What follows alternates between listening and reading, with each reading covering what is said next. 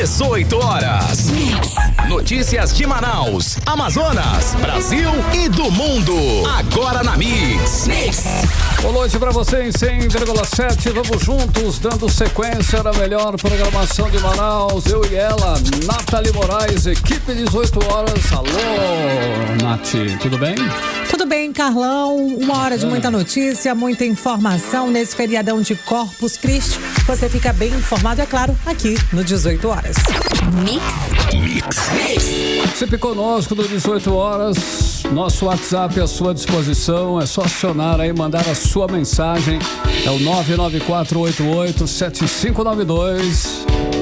É isso mesmo, a gente quer saber de você, ouvinte, né? O que você tá achando aí das nossas reportagens? A gente quer saber da sua opinião sobre os assuntos abordados aqui no programa 18 horas. Manda um alô pra gente, manda uma foto, uma mensagem de texto, um áudio, tudo pra fazer esse programa com a gente até às 7 da noite, né, Carlão?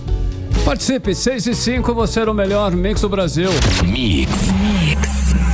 Vamos aos destaques do programa 18 horas de hoje. Fique atento, amanhã termina o prazo para entregar a declaração do imposto de renda à pessoa física. Justiça decreta a prisão preventiva de mãe, irmão e funcionários do salão de beleza da ex-Sinhazinha do Garantido, que morreu na última terça-feira aqui em Manaus, em circunstâncias suspeitas. Polícia faz operação e prende homem por vender medicamentos veterinários falsos aqui em Manaus. A apreensão histórica de 1 tonelada de Vivianita aqui no Amazonas. O mineral tem valor comercial e é considerado raro.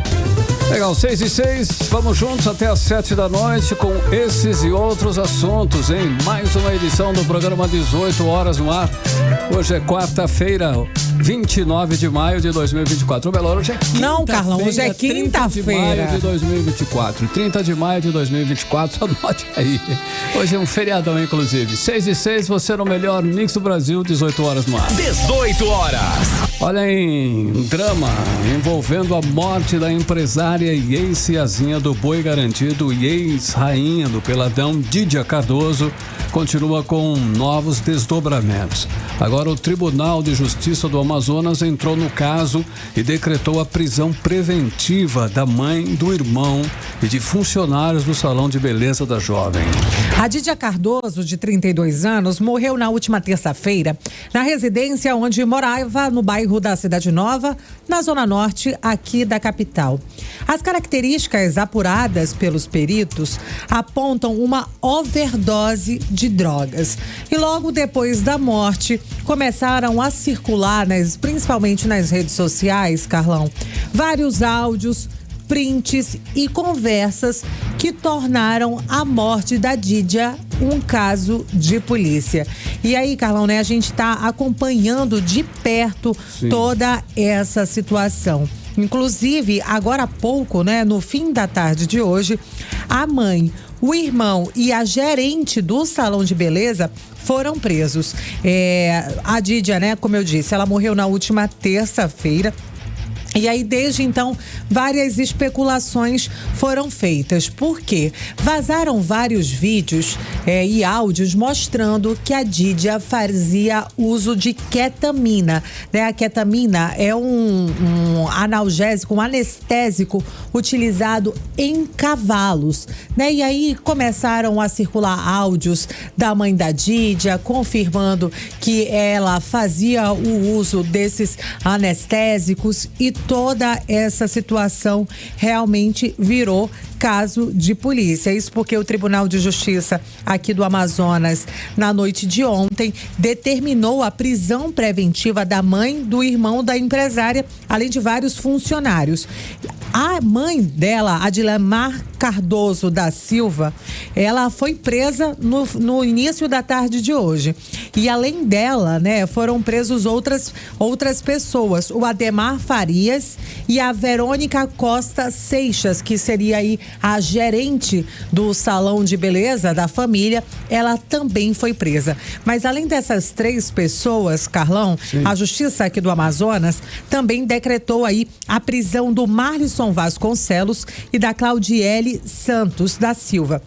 Essas pessoas, elas são acusadas de estupro e associação para o tráfico de drogas e venda de drogas.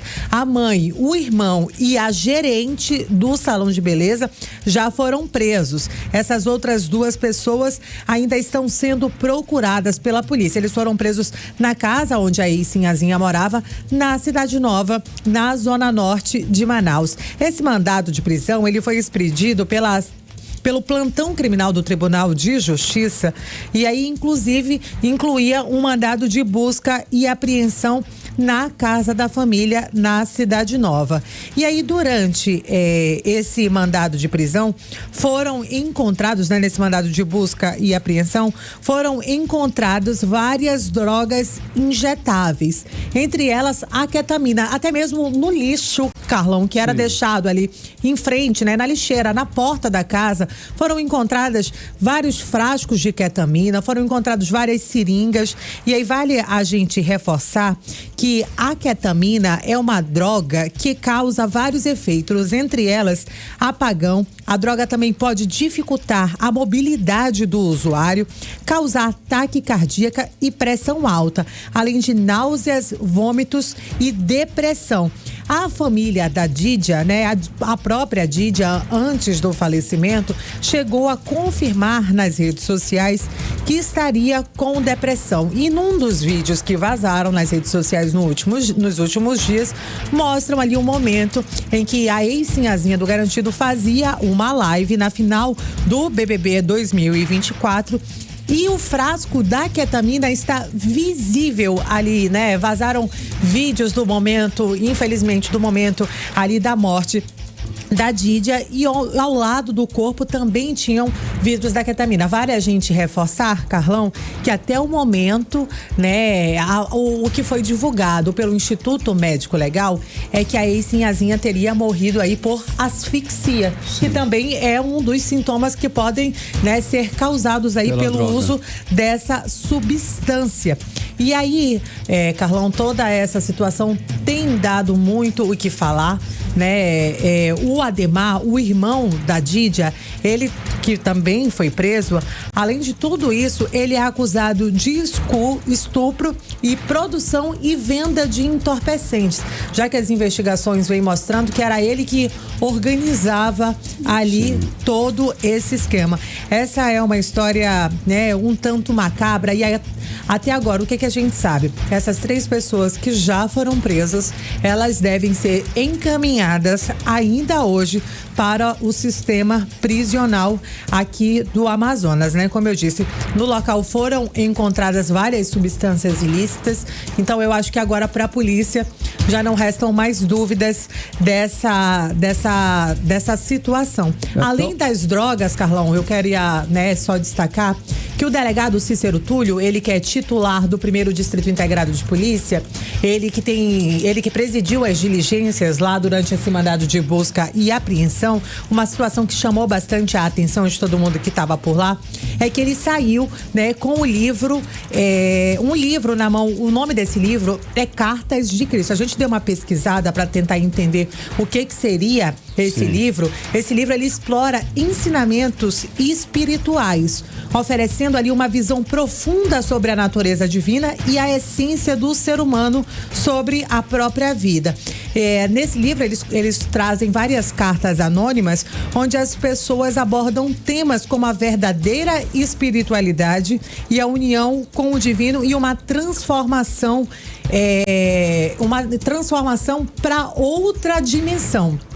E aí, Carlão, como eu estava pesquisando realmente sobre os efeitos dessa droga, essa droga faz com que, os usuários sejam transportados, uma sensação de quase morte, Eu pesquisei bastante sobre essa situação e a sensação dos relatos nas redes sociais são exatamente esse, assim, que essa droga te leva àquela sensação de quase morte e você retoma a vida. E aí, nas redes sociais, a empresária Cleomar Cardoso, a tia da Dídia, ela chegou a responsabilizar a mãe, da sinhazinha Cleusimar Cardoso e vários funcionários do salão pela a morte da sobrinha e também por omissão de socorro, já que vazou ali um vídeo no momento da morte da ex-sinhazinha, e aí onde a gente, nas imagens é possível ver ela já sem vida e ninguém fazia nada. Então, assim, ela acusa a família de omissão de socorro. Os familiares próximos a ex-sinhá dizem, inclusive, que a mãe da Dídia, né, estava, assim, realmente fazendo uso de substâncias ilícitas em uma espécie de ritual. Sim. Inclusive, ela acredita que a própria filha pode retomar aí a vida. Durante o uso, né, abusivo, eles teriam desenvolvido aí uma dependência química. Veio à tona um áudio atribuindo aí à mãe da Dídia, onde ela defende o uso de drogas psicodélicas, inclusive. Vamos conferir aí esse áudio. Que pena, minha irmã. Que pena mesmo. Porque eu seria a única pessoa do mundo e desse universo a ajudar você a parar com esse teu sofrimento. Porque você sofre pelo seu filho até hoje. Porque ele morreu. E agora eu poderia te ajudar. Poderia até fazer você falar com o Hellinho se você acreditasse em mim, mas você não acredita em nada. E preferiu fazer essa palhaçada comigo.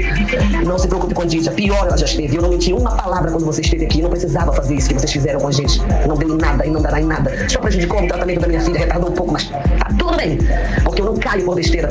Agora, uma coisa eu te falo. Se você não estudar sobre os psicodélicos, não começar a comer cogumelo, fumar cannabis, viver a tua vida, curtir, tu vai envelhecer, acabar teus neurônios e morrer.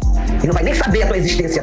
Porque pra saber isso, minha irmã, você não tem que trabalhar pra Matrix e se matar de trabalhar, não. Nem trabalhar é o que você tá fazendo. É pra estar meditando como eu. Tô cansada de tantas acusações em mim e nos meus filhos. Vocês não entendem do que não sabem, então parem de brigar por isso.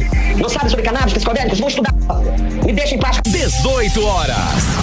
É assustador esses áudios, né, Carlão? Esse áudio é da Cleusimar Cardoso, a mãe da ex-sinhazinha da Dídia, e aí ela defende o uso dos psicodélicos. Em um outro áudio compartilhado nos últimos dias, os familiares, né, da Dídia expressaram aí a sua perplexidade na crença da mãe da Dídia, já que ela acredita que com o uso dos psicodélicos, a menina, né, a Dídia, a ex-sinhazinha, poderá ressuscitar em até 4 dias, né? E aí a tia da Dídia, a Cleuce, voltou a denunciar toda essa situação, e aí ela acabou inclusive compartilhando esse áudio. Esse áudio também deu muita visualização, tiveram muitas visualizações nas redes sociais. Agora, Carlão, né, só pra gente encerrar, a prisão dessas pessoas visa aí garantir que esses suspeitos não intimidem as testemunhas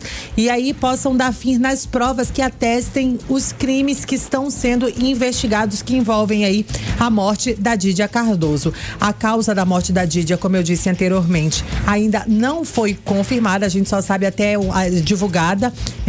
O que a gente sabe é que ela teria morrido por asfixia e a polícia apura aí esse uso de medicamentos e drogas. Só que aí, Carlão, hoje, inclusive, a polícia fez uma operação, a Pet Safe, para combater a venda ilegal de uso de medicamentos de uso veterinário. Inclusive, esse medicamento, a ketamina, é um sedativo para cavalos. O repórter André Meirelles, ele tá aqui no estúdio com a gente e ele tem mais detalhes dessa operação. Então, André, conta pra gente.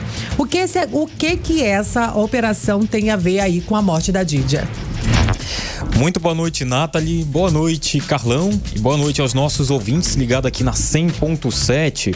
Olha, depois da morte aí da Dídia Cardoso, né, que é a ex-sinhazinha do Boi Garantido, as investigações da Delegacia Especializada em Homicídios e Sequestros mostram que a própria família revelou que a Dídia estaria sob efeitos aí do anestésico ketamina, também conhecido como cetamina ou especial K, né, que é uma droga utilizada como droga recreativa. Mas o que isso tem a ver com a operação Pet Safe? O que isso tem a ver com a operação Pet Safe? Bom, os policiais civis da Delegacia Especializadas em Crime contra o Consumidor, com o apoio do Conselho Regional de Medicina Veterinária do Amazonas e o Ministério da Agricultura, Pecuária e Abastecimento, que a gente chama de OMAPA, deflagraram ontem a operação Pet Safe contra a comercialização de medicamentos de uso veterinários falsos falsos e sem registro no órgão competente, ou esses produtos que são utilizados normalmente em pets, em animais, e que muitas das vezes é vendido clandestinamente para ser utilizado aí como psicótico, né? E também como muitas as pessoas falam, para emagrecer ou muitas das vezes criar massa muscular.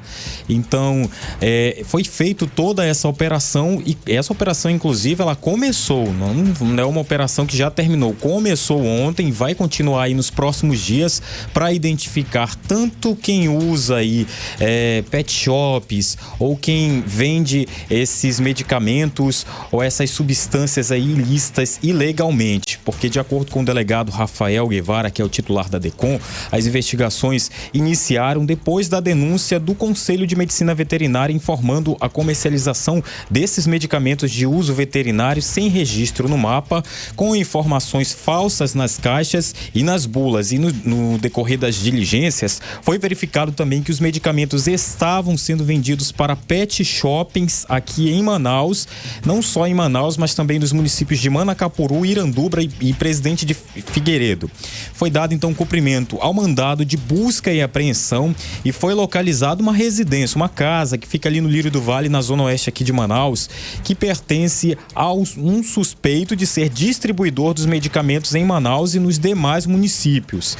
O homem ele foi indiciado por venda ou distribuição de produtos para fins terapêuticos ou medicinais, sem aí o registro do órgão competente e da procedência ignorada. Agora ele vai ficar aí à disposição da justiça. Não houve uma prisão. O que significa isso? Que o homem foi indiciado. O que significa? Que a autoridade policial, né, ela enviou aí para o Ministério Público uma avaliação, e o Ministério Público vai analisar as provas apresentadas e vai ver se há fundamento para apresentar uma denúncia contra o indiciado. Bom, essa operação aconteceu depois da morte da Dídia, que é a suspeita da morte pelo uso aí dessa substância que a gente está falando tanto aqui, ketamina, também escrita como cetamina, que é um composto utilizado para induzir e manter anestesia tanto em pessoas quanto em animais, né? Porque essa situação também acontece. Só para a gente deixar claro aqui, talvez, né, existe aí médicos, psiquiatras que fazem o uso desse produto, né, da ketamina, cetamina. A gente vai explicar isso, a gente procurou um especialista e vai colocar por que eles fazem o uso dessa substância, mas é em casos já da medicina, pesquisado, passado por laboratório, porque a gente sabe aí que se for feito o uso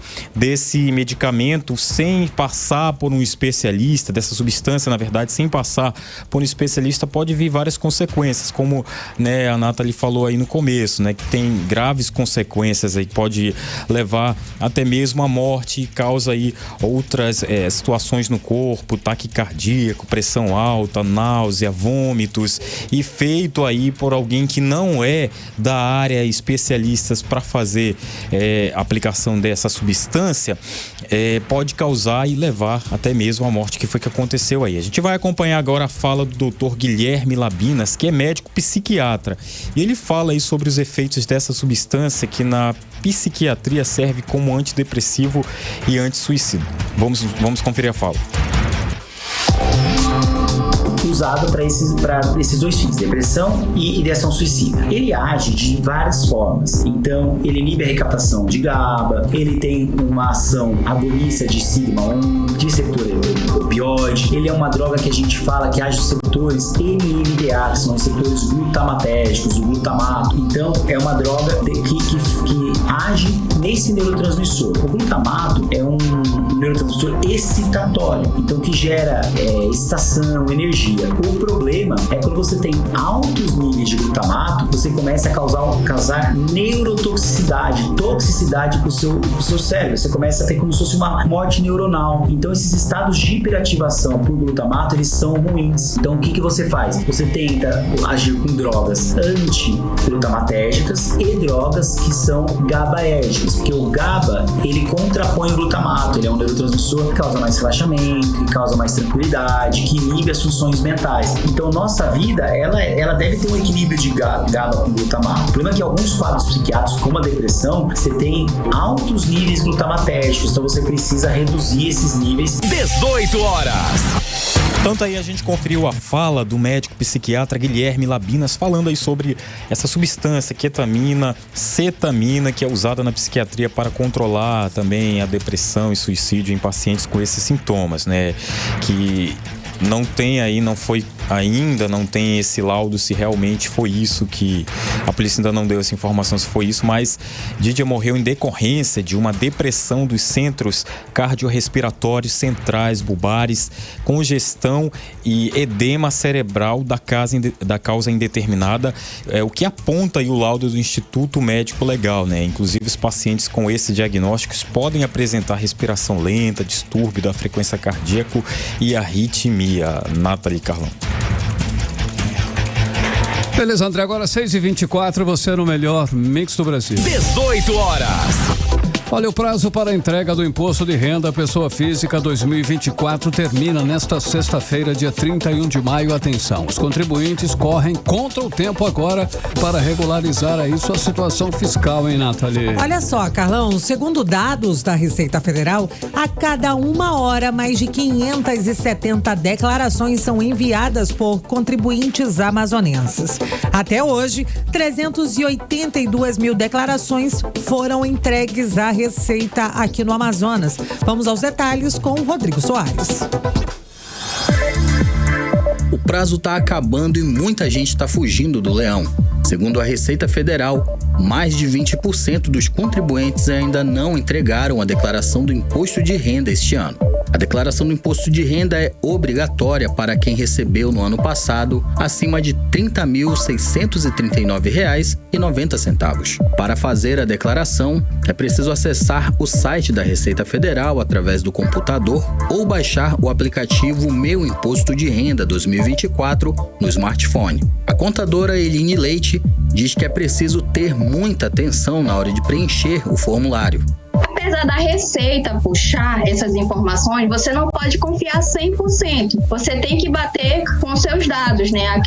Os dados impressos ou que a empresa dá. Então, pelo fato da pessoa não entender tanto do assunto, é bom recorrer ao contador, né? Que ele que está mais por dentro do assunto, ele está estudando ali, tá na prática, né?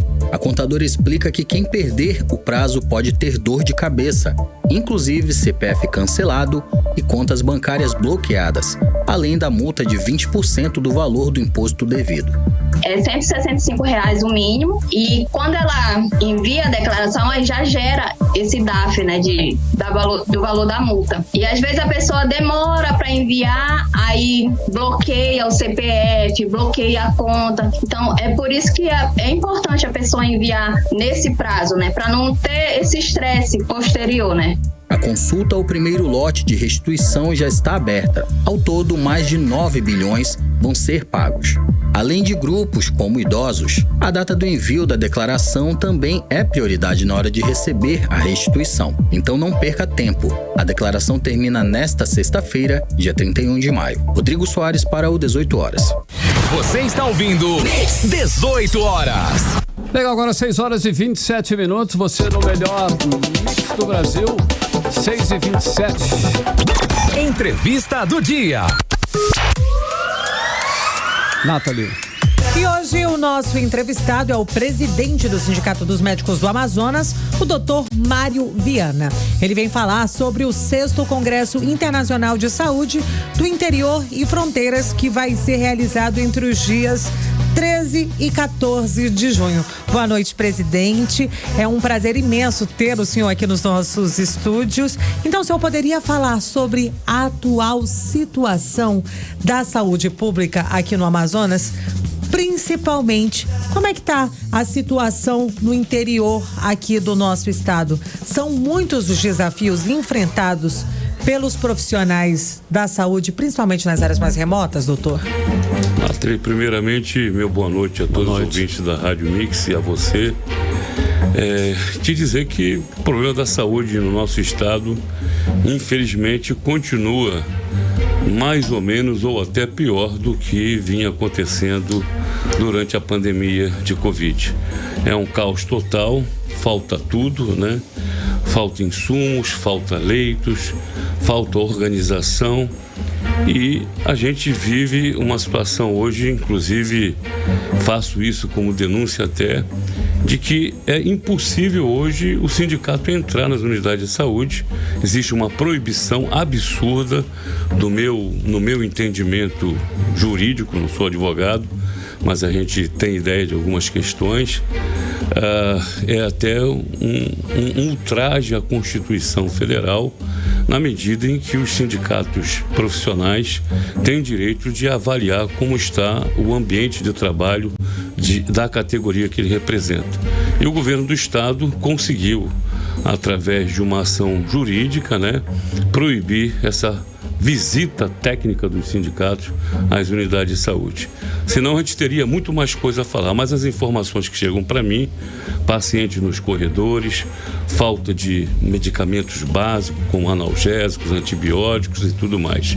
Se na capital é assim, o interior com certeza é muito pior. Sim. E a proposta desse congresso, que já é o 6º, a gente realiza desde 2014 esse congresso, é de realmente encontrar soluções para essa saúde de baixa qualidade que é ofertada à população tão sofrida do interior. Doutor, e quais são as principais propostas que serão discutidas aí durante esse evento, esse 6º congresso, para melhorar a saúde nas regiões mais distantes aqui do nosso estado do Amazonas, doutor? Então, são diversas propostas. A gente vai discutir mais uma vez a necessidade de se ter uma carreira médica de estado, como também uma carreira para as demais profissões da saúde, enfermagem, fisioterapia, odontólogos e etc. Precisamos discutir um melhor ordenamento, uma melhor organização do sistema público de saúde do estado como um todo e no interior mais ainda, Nós temos que ter um sistema de evacuação aeromédica mais azeitado, É um tema reincidente nos congressos. A gente precisa ter mais agilidade nessas remoções. Eu atualmente tenho trabalhado no interior e a gente vê a dificuldade que é a tal da regulação. Há uma demora bastante prejudicial em alguns casos e que a gente fica realmente preocupado até com a vida do paciente, A gente precisa de ter melhores condições de trabalho nas unidades de saúde do interior. Elas precisam ser melhor aparelhadas, ser melhor equipadas e ter principalmente o recurso humano de qualidade e em quantidade necessária para a atividade fim. Doutor, o senhor falou agora, sobre a criação de uma carreira médica de estado. Como é que essa iniciativa pode acabar impactando na fixação dos profissionais da saúde em áreas de difícil acesso, por exemplo? Isso daí pode melhorar o atendimento daquela população? Nathalie, com certeza. A ideia da carreira médica de estado, ela existe já há muitos anos e nós conseguimos, no início da minha gestão, em 2013, uma aprovação dessa carreira, que foi uma PEC que virou uma emenda constitucional proposta pelo deputado Luiz Castro, e foi aprovada por unanimidade a Assembleia Legislativa naquele ano de 2013, se eu não me engano, em dezembro ou janeiro de 2013. E, infelizmente, essa carreira até hoje não foi regulamentada, ainda hoje eu conversei com o governador Omar Aziz e foi durante o governo dele, a gente teve muito apoio dele para essa carreira e infelizmente o professor Zé Melo assumiu e nos prometeu que ia regulamentar a carreira, que foi proposta a regulamentação pela Assembleia Legislativa por unanimidade e houve o veto do governador. E ao retornar à Assembleia, estranhamente, por unanimidade, aceitaram o veto. Ou seja, eu até hoje quero entender a cabeça dos meus ilustres e nobres deputados, porque se ela foi proposta por unanimidade e quando volta ela foi reprovada por unanimidade. Mas enfim, então a carreira prevê um concurso público de altíssimo nível. A ideia é que o médico, o profissional da saúde e carreira de Estado, ele tem um status como é o pessoal do Poder Judiciário, os juízes, os promotores e tal e tudo mais. E a ideia é que essa carreira comece pelo interior. Obrigatoriamente ele tem que ter um interstício, num primeiro interior para onde ele foi lotado e depois, com o passar dos anos, progressivamente ele vai voltar para um grande centro ou até mesmo para a capital. Ou seja, ele tem um compromisso, né, vamos dizer, legal, legítimo com essa estrutura de carreira, como é a carreira do militar. Os militares, quando iniciam essa carreira, principalmente os oficiais do Exército, têm que passar um tempo na fronteira. Os da Marinha são obrigados a embarcar. Sim. E assim sucessivamente. Então, a carreira é importante, não que todos os médicos do interior, e aí eu quero fazer esse esclarecimento, tenham que ser carreira de Estado, mas alguns, pelo menos nos postos chaves da assistência de saúde pública, você tem que ter um profissional com compromisso com o Estado. É isso que a gente pensa. Ok, doutor, olha só, o evento, que é o 6º Congresso Internacional de Saúde do Interior e Fronteiras, ele vai contar aí com participação de representantes nacionais e também representantes internacionais, além, é claro, de autoridades civis e militares. Qual é a importância, doutor, dessa colaboração multidisciplinar e também internacional para o desenvolvimento da saúde pública, principalmente no interior do Amazonas, doutor? Então, nós entendemos que a nossa questão de saúde na região amazônica, ela ultrapassa as fronteiras, né? Nós temos aqui situações em que a migração de pacientes de países amazônicos vizinhos é intensa, né? E nós recebemos esses pacientes, muitas vezes, no território nacional. E algumas outras vezes há uma migração inversa, né? De pacientes do território nacional para territórios estrangeiros. Então, teremos a presença do secretário de Saúde de Cochabamba, na Bolívia, doutor Aníbal Cruz.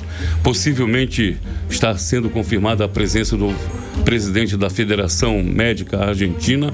Essa troca com a Argentina não há tanto, mas tem a questão das escolas médicas, né? Como também com a Bolívia.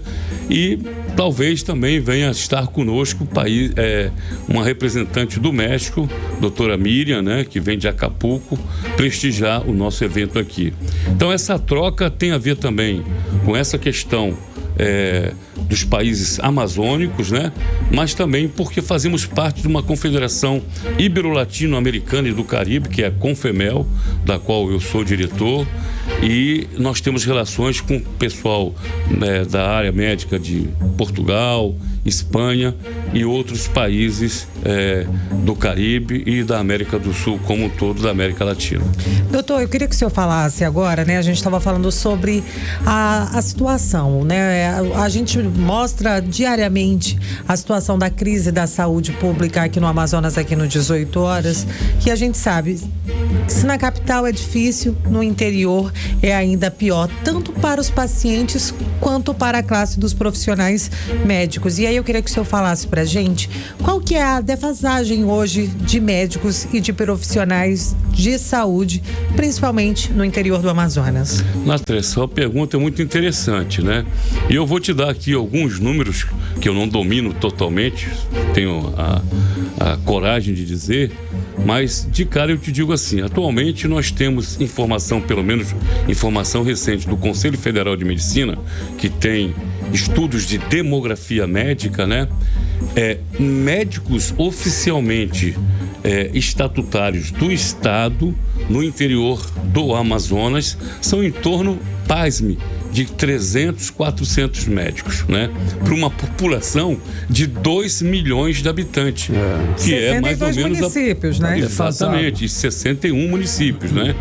Então, é uma defasagem muito grande. Os outros profissionais que lá atuam, a grande maioria sequer tem o registro no Conselho Regional de Medicina e, portanto, trabalham de forma ilegal, né?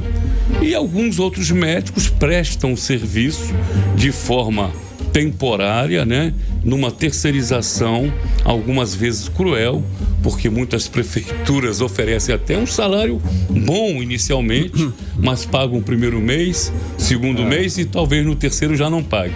E aí existe um fenômeno que, se você for pesquisar, e eu já fiz isso, tem médico que trabalhou 3 meses, 4 meses no município X, depois ele trabalha mais 5 meses no município Y, e ele fica indo de um município para o outro em busca da sobrevivência, né?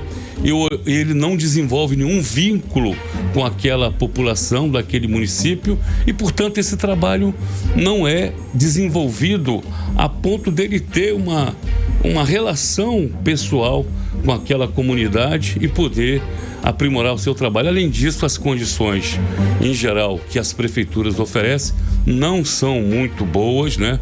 Algumas são até péssimas, eu diria, e outras são mais ou menos. Além do que, muitas vezes, o médico trabalha sozinho. Ele não tem com quem discutir, com quem dividir as responsabilidades. Nós ainda temos, Nathalie, municípios do interior do Amazonas, onde o cirurgião ele tem que anestesiar e operar ao mesmo tempo. Isso é absurdo, é inadmissível nos dias de hoje, né? Mas isso ainda existe. É uma realidade. Então, é uma realidade e não tem como contestar. E aí, às vezes, o governo faz uma maquiagem aqui, outra ali, faz uma sala de emergência e diz que é uma UTI. Pô, vamos acabar com isso, vamos ser realistas, vamos fazer aquilo que se pode fazer.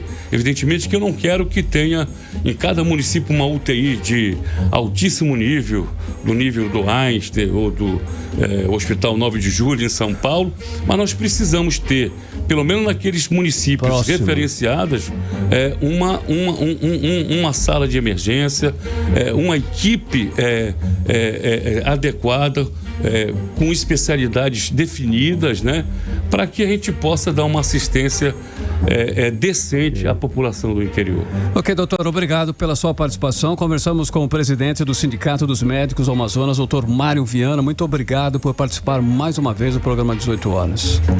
Eu que agradeço a oportunidade e estou sempre à disposição da Rádio Mix, que traz com muita coragem a verdade e a notícia de forma independente. Valeu, doutor, obrigado. Agora são 6h41, você é o melhor mix do Brasil. 18 horas. Cerca de 1 tonelada do mineral Vivianita foi apreendida pela Polícia Militar do Amazonas dentro de uma embarcação durante fiscalização na base fluvial Arpão 2, no Rio Negro, nas proximidades de Barcelos. Olha, Carlão, a Vivianita é um mineral de alto valor comercial e é considerado raro. Todo o material escrava escondido dentro de sacos camuflados, entre latas para reciclagem. Quem tem mais detalhes sobre essa apreensão é o repórter André Meireles, que volta aqui aos nossos estúdios para falar ao vivo com a gente sobre essa situação. Mais uma vez, boa noite, André. A polícia já identificou quem é o responsável por esse mineral? Muito boa noite mais uma vez, Nathalie, Carlão, a você ouvinte. Olha, as investigações seguem em curso para identificar os responsáveis por essa extração, né? Que foi cerca de quase 1 tonelada do mineral Vivianita em pedras que foram aí apreendidas, esse mineral nesta quarta-feira, isso pela Polícia Militar do Amazonas. Tudo isso aconteceu numa embarcação no Rio Negro, próximo de Barcelos. Todo o material estava escondido, como você falou aí, Nathalie, né, em sacos camuflados, entre latas para reciclagem, né? Durante a fiscalização, os policiais militares, coordenados aí pela Secretaria de Segurança Pública aqui do estado do Amazonas, detectaram os objetos suspeitos nos sacos de lonas preenchidos com as latas amassadas. A polícia solicitou à tripulação que abrisse ali uns dos sacos e então acabaram constatando ali a presença dessas pedras de Vivianita, que tinham origem comprovada ali pela perícia realizada pela equipe do Departamento de Polícia Técnico-Científica. O minério, ele é considerado raro e de alto valor comercial, né? E o total ali da apreensão foi avaliado em R$1.872.000. Só que pra gente entender o que é esse minério, né? O que é essa Vivianita, a gente ouviu aí Pedro Gaia, que é o presidente da Associação de Geólogos aqui do estado do Amazonas, para explicar aí um pouco sobre o que é e para que serve. Vamos acompanhar a fala dele. Sobre a Vivianita, que é um fosfato de ferro hidratado, ocorrência de magnésio e cálcio, né, que é a composição básica dela. A reserva de São Gabriel, ela foi registrada nos anos de 2010, 2011, se não me engano, pelo falecido geólogo Fred Cruz, que estava pelo DNPM, né? E essa reserva, ela tá dentro de uma área de conservação, uma unidade de conservação, tá? Por isso que, se não me engano, por isso que ela nunca foi explorada. A vivianita, ela pode ter alguns usos, tanto ornamental, o fósforo dela pode ser utilizado para tratamento de água, entre outras funções. Você está ouvindo 18 horas. Tá, então, Nathalie, Carlão e ouvintes, a gente conferiu a fala, então, do presidente da Associação de Geólogos do Estado do Amazonas, Pedro Gaia, falando um pouco aí do que é essa mineração de vivianita, para que serve um pouco aí dessa história, porque a gente está falando dessa apreensão, cerca de 1 tonelada desse material que foi apreendido ontem pela Polícia Militar do Amazonas.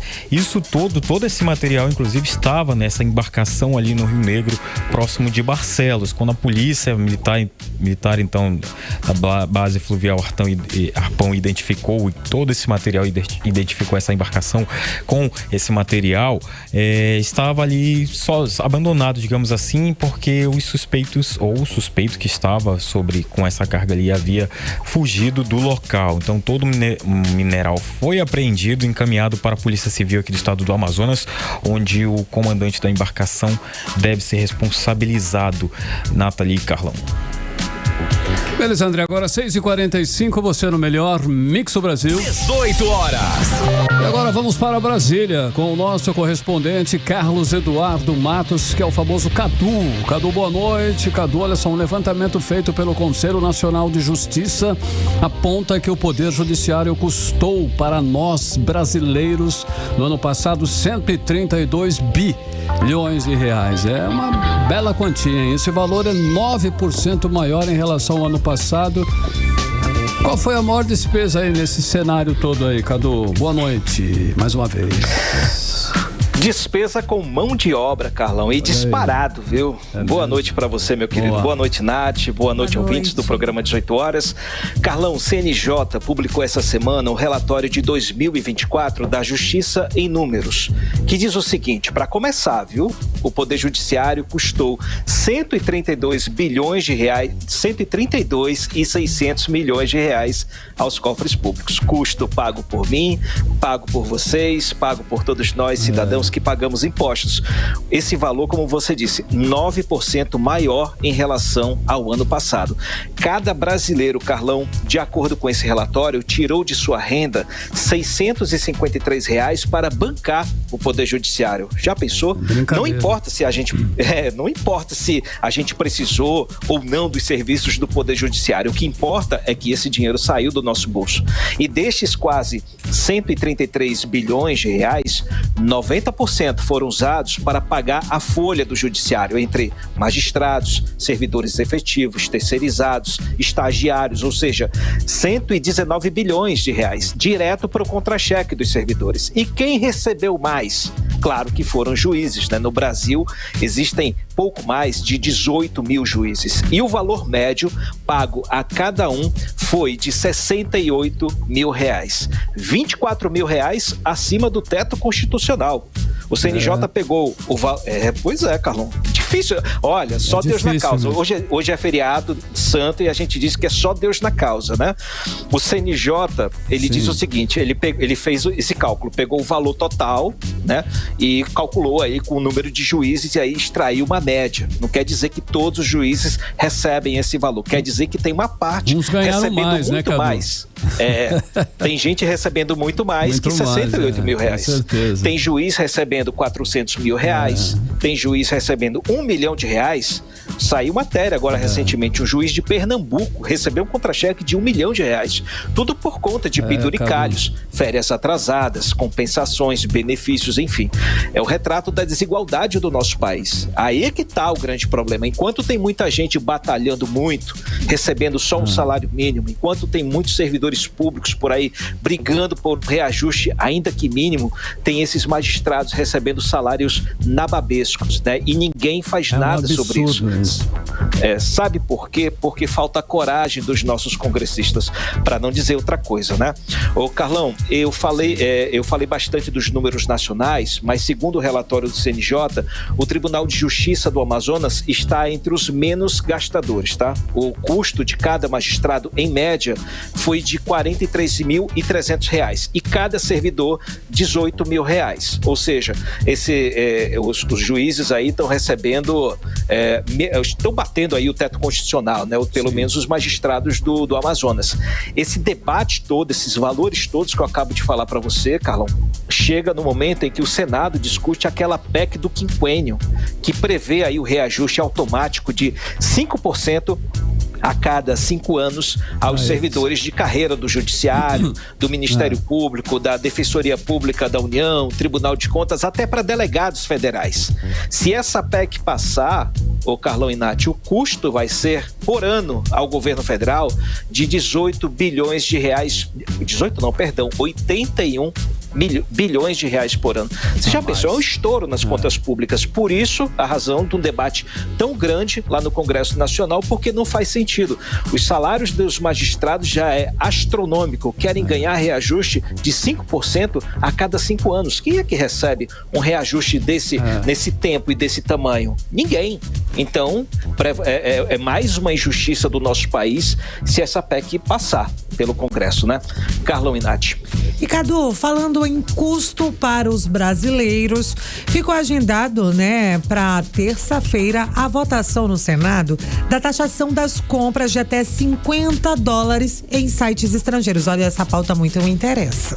Será que os senadores vão manter o imposto federal de 20%? O que foi aprovado pela Câmara? Essa é a grande dúvida, Nath. As coisas não estão bem definidas lá no Senado, viu? Há rumores de que os senadores pretendem mudar o percentual do imposto de 20%, que foi aprovado pela Câmara, em comum acordo com o governo Lula. E a informação de bastidor, Nath, é que eles querem aumentar a alíquota aí para 35%. A pedido dos empresários do setor varejista. Por quê, Nath? Porque 20% foi a alíquota que a Shopee, a Shein teriam sugerido ao governo, né? Mediante essa negociação com o presidente da Câmara, Arthur Lira, para não inviabilizar a compra das blusinhas, né? Como diria o presidente Lula, né? E os empresários que ficaram chateados aí por não terem sido devidamente ouvidos, devidamente contemplados nesse acordo que resultou na aprovação da matéria, eles correram para o outro lado da rua, né? Foram lá para o Senado para ver se os senadores alteram esse percentual para 35%. O problema, Nath, é que o Senado se o Senado mudar o texto, a proposta volta para a Câmara, e aí a Câmara pode invalidar o que o Senado mudou.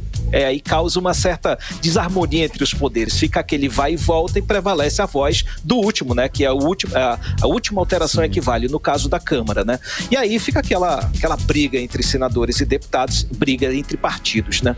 Por essa razão, Nath, a taxação das blusinhas deve ser votada na semana que vem, provavelmente na terça-feira. As blusinhas, Cadu? A taxação das blusinhas, como diria a Karime, né? E eu acredito que não passa, não vai ser votada ainda. Tem a pressa, porque essa proposta está dentro do MOVER, aquele projeto de mobilidade e sustentabilidade para o setor automotivo. Tem pressa nessa matéria, então vem a reboque essa proposta de taxação. A gente torce para que dos males prevaleça o menor, né? Para que fique os 20%. Sim. Aqui ainda assim, né, Nath? É uma tributação pesada, o consumidor já paga. É mais uma tributação, né? É mais uma, né, Cadu? Já dói no bolso. Isso. Já tem 17% de ICMS, já paga o frete, taxas operacionais e agora vai pagar imposto federal que vai ser de 20%, ainda mais que o ICMS. Então já não vai ser mais tão barato assim. E o frete aqui para nossa região é difícil, hein, Cadu? Se aqui para Brasília é difícil, que dirá para o Amazonas. Meu Deus, para Roraima, Rondônia, enfim. Cadu, vamos de saideira. Nath, Carlão. Tem saideira aí? Bora. Tem as rapidinhas do dia? Tem duas notinhas rápidas. O Carlão, a Associação Nacional dos Servidores de Carreira em Meio Ambiente, a ACEMA, ela anunciou que vai realizar nos próximos dias, ainda está definido para a semana que vem, uma assembleia para discutir a paralisação geral dos servidores do IBAMA, do ICMBio e do Serviço Florestal Brasileiro. Não é mais operação padrão, viu? É paralisação geral. O motivo é que no mês que vem, agora em junho, se completa aí 6 meses sem diálogo com o governo federal. Por enquanto, não há nenhuma perspectiva de quando os servidores vão ser chamados para uma nova rodada de negociações. Então, diante desse impasse, a SEMA Nacional já avalia uma paralisação total dos serviços ambientais no país e isso vai ser um problemaço para o nosso país, principalmente para a preservação das florestas do Amazonas. Isso compromete a política ambiental do governo. Não sei como é que vai ser essa queda de braço. E hoje, mudando de assunto totalmente, deu polêmica um comentário do deputado federal Eduardo Bolsonaro nas redes sociais. Ele disse que o Nordeste é a pior região do país. Ele rebateu comentários aí feitos por pessoas que faziam críticas à direita e também ao governo do pai dele, o Jair Bolsonaro. E como a região Nordeste é o reduto do presidente Lula, onde ele tem maior aprovação, como a gente falou ontem, Eduardo Bolsonaro aproveitou para dar essa alfinetada, né, que repercutiu bastante. Repercutiu e isso representa uma ofensa ao povo nordestino. Não é bem assim, não é a pior região do país. Isso é uma análise ideológica, né? Volto com vocês, Carlão e Nath. Valeu, Cadu, até amanhã. 6h55. Um abraço. Valeu. 18 horas. 18 horas. Esporte. Legal, nosso giro esportivo, Cid Soares, que nós temos nos esportes nesse feriadão de Corpus Christi. Cid Soares. Boa noite, Carlão, boa noite, Nath, boa noite a toda a equipe aqui da rádio. Hoje, olha, eu queria dar os parabéns antes de começar a falar em esporte. Manda. Dar os parabéns para vocês aí pela cobertura dessa matéria tão triste e tão polêmica, né, que aconteceu aí. Da Didia? Exatamente. Então, parabéns a toda a equipe que realmente trabalhou com afinco para trazer todas as informações necessárias aqui para a rádio hoje. Bom, vamos falar de esporte então, né? A Federação Amazonense de Futebol, Carlão, realizou ontem à tarde, o lançamento oficial da segunda edição da Copa da Floresta 2024. Esse evento foi realizado às margens do Lago do Limão. Quem conhece sabe que é um lugar deslumbrante, né? 40 quilômetros aqui da capital, onde foram apresentadas as novidades do torneio, que terá 33 sedes e contará com a participação de 45 seleções de municípios aqui do Amazonas. A abertura da competição será na próxima quinta-feira, dia 5, no estádio Manuel Baraúna Filho, lá na terra do Guaraná, em Maués. E onde também a seleção da terra, né, do Guaraná enfrenta a de Boa Vista do Ramos. E a final da competição está marcada para acontecer no dia 28 de setembro, no município que se destacar com a melhor campanha. Bom, essa quinta-feira virou, né, o dia do fico, lá no Ninho do Urubu. Fabrício Bruno recusou a proposta do West Ham da Inglaterra e decidiu permanecer no Flamengo. O motivo, claro, foi o salário que foi oferecido. Entre os clubes estava tudo certo. O West Ham sinalizou ao Flamengo que pagaria 15 milhões de euros, 84,3 milhões na cotação atual de reais, né? Mas o Fabrício Bruno reavaliou a oferta salarial, que considerou baixa. Afinal, não era nada muito maior ou melhor do que ele recebe atualmente. E além disso, o vínculo com o West Ham terminaria no meio de 2028, enquanto com o Flamengo o contrato segue até o final do mesmo ano. Olha, Taça Conmebol, o Palmeiras está enfrentando o São Lourenço no Allianz Parque pela 6ª rodada da Libertadores. O Atlético Paranaense enfrentando o Sportivo Ameliano pela Copa Sul-Americana, 6ª rodada. Esse jogo tá rolando aí no gramado do Liga Arena em Buenos Aires. Amanhã a gente vai falar um pouquinho a respeito desses dois jogos, sim, tá? O Cruzeiro enfrenta a Universidade de Quito na quinta-feira, dia 30 de maio. Hoje. Hoje dessa vacilada aqui. Tá enfrentando, portanto, na Copa Sul-Americana, 6ª rodada. Os times vão a campo no gramado do Mineirão hoje a partir das 8 horas da noite. Daqui a pouquinho, né, Daqui a pouco, Então, o Cruzeiro chega aí para essa partida com 4 vitórias, um empate nos últimos 5 jogos. Do outro lado, a Universidade do Quito vem de uma série de 3 vitórias e 2 empates. Então, tá uma coisa bem equilibrada.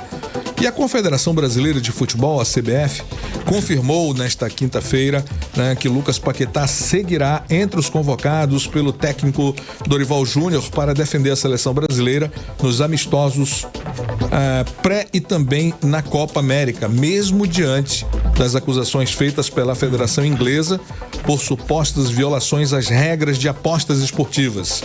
A decisão da CBF acontece após a Federação Inglesa comunicar no último dia 23 que denunciou o meio-campista por má conduta, ele ter forçado cartões amarelos em 4 partidas da Premier League e as eventuais suspensões a ele antes de um veredito definitivo do órgão.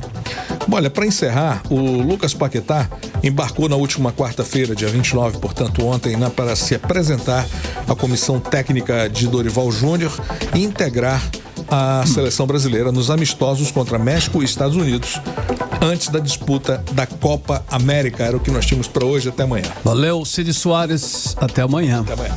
18 horas. 18 horas e 59 minutos. Seguimos agora direto para o editorial 18 horas. Editorial 18 horas. Hoje nossa cidade foi abalada por uma série de eventos trágicos e chocantes. A polícia cumpriu mandados de prisão contra familiares da empresária e ex-sinhazinha do Boi Garantido, Dídia Cardoso, que faleceu na última terça-feira. A morte de Dídia, uma figura querida, ocorreu em circunstâncias suspeitas, lançando uma sombra sobre o caso. As redes sociais estão fervilhando com informações que pintam um quadro perturbador. Há relatos de envolvimento da família de Dídia com o uso de substâncias ilegais.